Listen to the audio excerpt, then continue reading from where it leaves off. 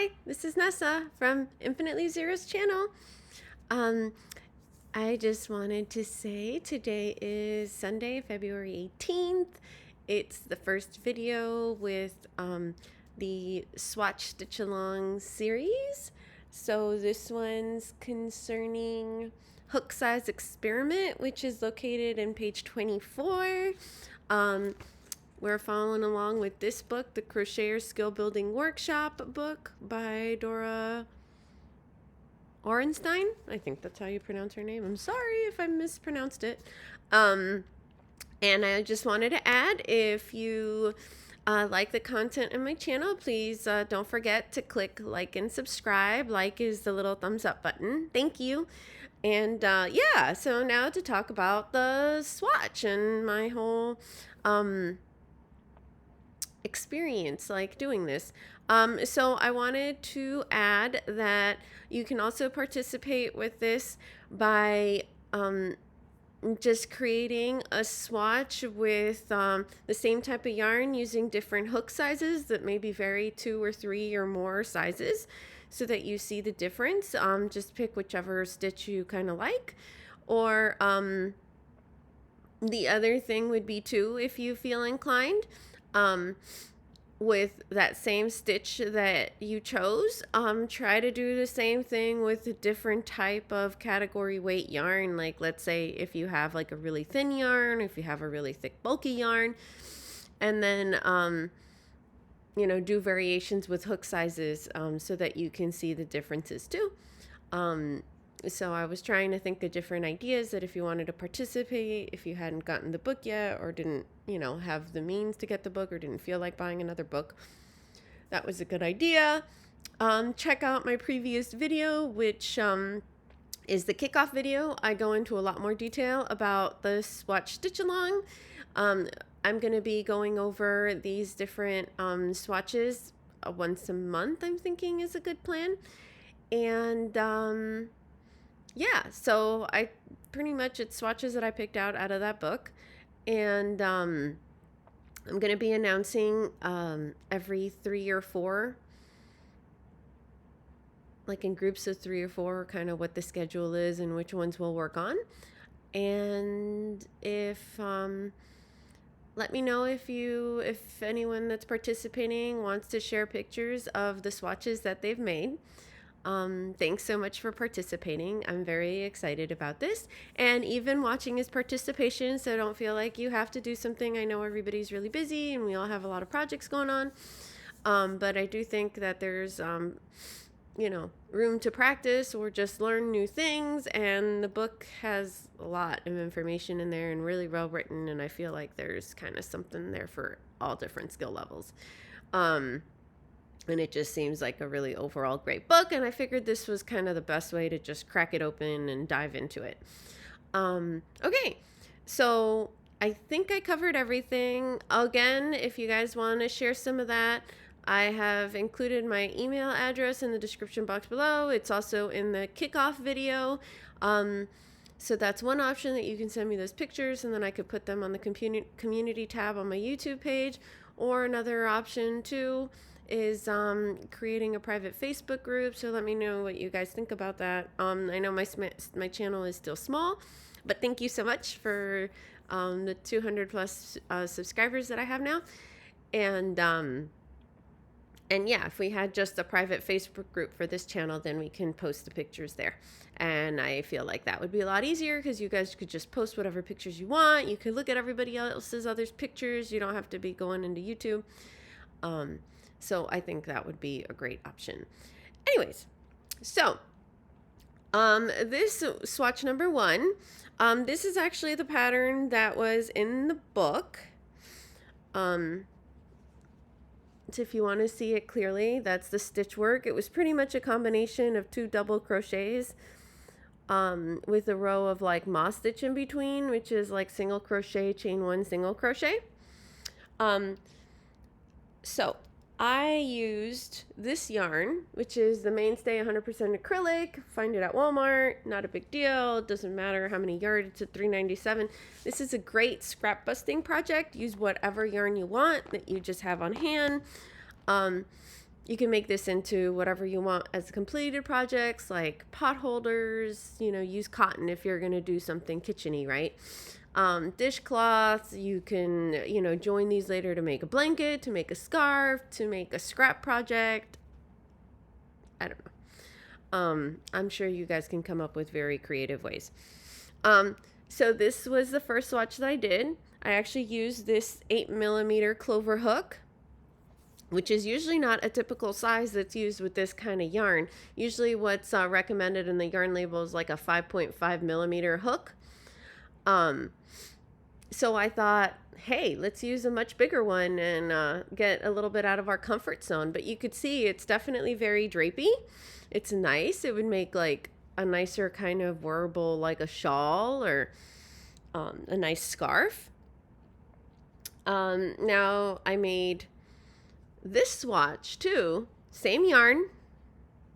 You can see the difference in sizes, like a significant difference. And you can also see it's stiff. And I mean, the stitch definition is nice in both, but it's definitely a lot less gappier. It's a lot denser. You know, you can't really see very well through it, as opposed to this one, which has more holes. And this one I did, and I just took out that hook too, with a 5mm crochet hook, which of course I can't find right now because I'm probably sitting on it like usual. Sorry, it was hiding under a piece of paper. So I used this hook for this one, and this hook for this bigger one. And then I was like, why stop there? Let's try something really different. And I decided to make one with the blanket yarn. And wow, look at that difference, huh? Actually, this is the right side. Yeah. And I decided to use a hook size that was not common. You know, like usually I use a smaller hook size when I'm working with this yarn, like the 8mm or 10mm, but I decided to use my 15mm, which is a PQ. This is the clover. And this is the exact same pattern for the swatch that was in the book, right? So you can literally see the difference of just, and this is this is Bernat Blanket, super bulky yarn. I had like some Ogos, so I decided, hey, sure, why not? Let's do that. Let's use that. So this is 15mm hook with super bulky yarn. This is the worsted weight category 4 yarn, which is pretty common. 100% acrylic, they're all acrylic.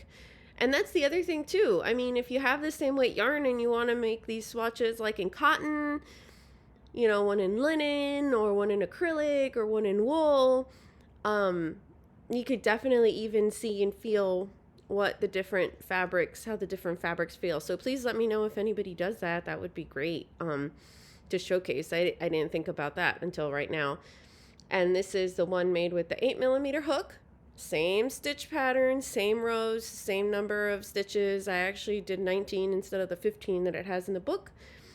And then this is the little tiny one with the 5mm hook, which a lot of times is more common that we use with those yarns.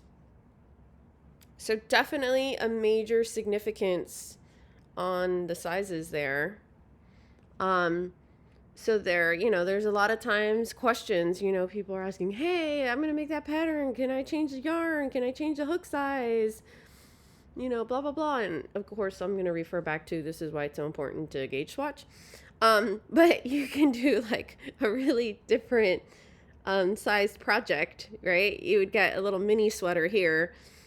And this, you can like put a few more of these together and you have like a whole blanket, right? So anyways, and I wanted to show this one. This is the pattern that I gave in case anybody wants to try it, which is the mesh one that I put in the description of the kick-off video. I'll add it, that little pattern that I just kind of made up. I'm sorry if there's any errors. I'll put that in the description box below for this too. And so this is a swatch I made up of that. And this is also 8mm hook that I used. And as you can see, it's a really nice meshy fabric. This would actually, made bigger, could go great as like a beach cover up top, or a little, you know, like outfit, or a little like breezy top. And interestingly enough, right, different stitches, but it actually came out pretty similar sizes when I did the mesh with the double crochets. So you could kind of see that. I tried to keep it around similar, like chain 21 to start. So, and again, you see the difference in the drape between this one and your mesh, which is, this one, which is a much holier stitch pattern. So yeah, so that's everything I wanted to cover today. I figured I probably shouldn't include works in progress in this video, or unboxings and all that, and just kind of keep it to the swatch conversation. So some more details. I'm not going to go over reading what the pattern is for this. You can look at the kickoff video in that. I will link it in the description box below in case you wanted to make that. And so our next ones we'll be covering will be swatch number 2 and swatch number 2 and swatch number 3. And those swatch number 2 is March 17th, 2024. Thinking it's a tentative date, so please, you know, like it can vary depending if I'm like really busy or not feeling well, or how busy I am with work. And that will be the medium open lace, and that's located on page 26. Again, this will be down in the bottom in the description box below. And swatch number 3 video, I'm thinking to do around tentatively April 21st, 2024, and that's the very open lace, and that's in the following page on page 27. And from what I was looking at for both of those, they suggest to use the same yarn and the same hook size when you're doing both of those patterns for the swatches, so that you see what the difference is concerning drape and how different laces look. Again, if you feel inclined to use different yarn, whatever yarn you like, you can try and experiment with that, or you can try to, you know, use yarn that has different fibers, or use different hook sizes and see how that varies too. But you're going to have a lot more variation if you start changing that too. So I think for that purpose, just, you know, a note that they suggest to use the same yarn and hook size for both of those swatches. Yeah. And that's everything. I haven't really thought out yet if there's a way, if I can have time to come up with like a little pattern that's not the same as the book, for folks to try out if they don't have the book. But again, that might just be hard to do as we're going forward. So, again, the best way is, you know, if you can, to get the book. They have used copies. They also have an ebook version. And if anything, just stop participating as watching. So thank you so much for watching. I hope you liked it. Let me know your experiences. Oh, and the other thing I wanted to go through. So as I was making these, right, as I was making the first swatch and crocheting it with the 8mm pattern, I had to start at least 3 or 4 times with this. I accidentally like skipped a few of the V chains, and then it was like all lopsided, so I had to undo a few rows and then redo it. Like how my single crochet started for the rows was like a bit confusing.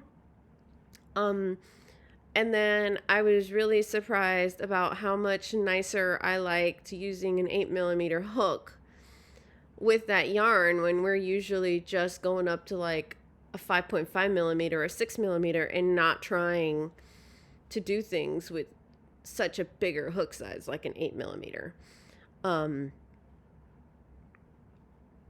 Yeah, so it was getting a little frustrating having to do it over and over again. Of course, by the time, and I was like, I can't show it all lopsided. I gotta like redo this and fix this.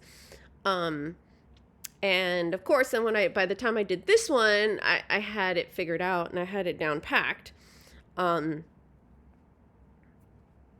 this I've done other mesh stuff. So I think it was more of an exercise of just trying to write it out. And then when I was writing it out, to make sure that it made sense, because I didn't do the asterisks and the whole repeat thing when I was writing the pattern.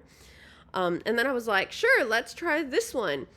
So I have used this yarn before, but I've never used it with such a big hook size. It was really cumbersome for me to do that. And then by the time that I was like on the second or third row, well, I first initially realized that I did like the wrong count when I started the first row, so I had to frog it. So I ended up frogging this like 3 or 4 times to make it.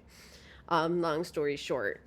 And I realized, like, you know, had to make sure that I had the seven V's when I was counting. Sometimes I ended up like missing a V, and I was like, oh crap, because it's like hard to see whether you're single crochet, chain 1, single crochet, if this is the gap where the next stitch goes in, or if it's in between the single crochet. I mean, now that it's done, it's a little easier to see, but when you're stitching it, it's not that easy to see with this. And then because it was using such a bigger hook, the yarn acts a little differently, so it would get like really loose. Sometimes these type of yarns with the chenille and the velvet, they'll worm. Wasn't really worming, it was more like it was kind of getting stuck on the hook. So then it had like really big like gaps. So I had to make sure to like tug as I'm stitching, so that hopefully, you know, my stitches were sort of consistent. It's still not like perfect. And then as I was going, I would still kind of like, you know, pull on it a little bit to like even out how everything was distributed too. And it was also really tricky to figure out, like, okay, is this my end stitch here? Is this not my end stitch? And I had the same issue with the 8mm hook with the red yarn too, when I was first doing this pattern. So there was definitely a little bit of frustration there working this swatch, especially with the directions that were there concerning like double crochet, single crochet, and all that. But I did it, right? And it was definitely a learning experience. So, I mean, I think it could have been like maybe an easier stitching combination for the little swatch pattern to get the point across, but hey, whatever, you know, it works. And it looks really pretty. So I haven't decided yet if, as I'm doing these, I'm also going to make swatches in this nice, like, beautiful, wonderful, lovely, big, bulky yarn. Because it gives, like, such a different look. And then piece that together. Because honestly, like, that wouldn't be a pretty cool stitch for a blanket. And I had that little bit of white left. It was like an Ogo. So I was like, you know what? Whatever. I'm just going to add it on there. And I'm not going to cut it off. Or usually I would have done this all, like, in one color.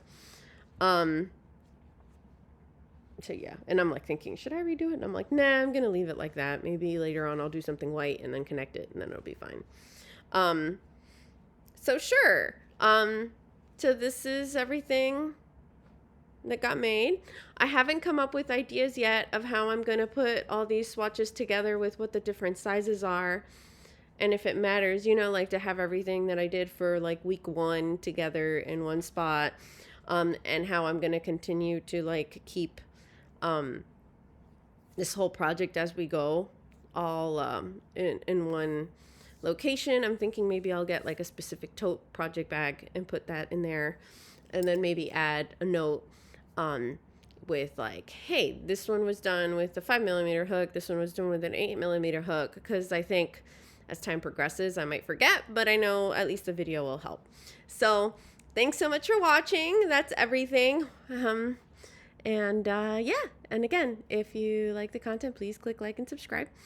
And I hope you're having fun. Let me know what you, those of you who did do this, what your thoughts were in the comments and all that. Or if you decide to make a video about your swatch, please let me know. And we can either figure out if I can put a link to it in my comments. Definitely, if you can, please tag me in it. And maybe I can also, like, you know, one option is I can put a link to the video in my description, and I'll just modify the description for this video. Okay, thanks. Bye.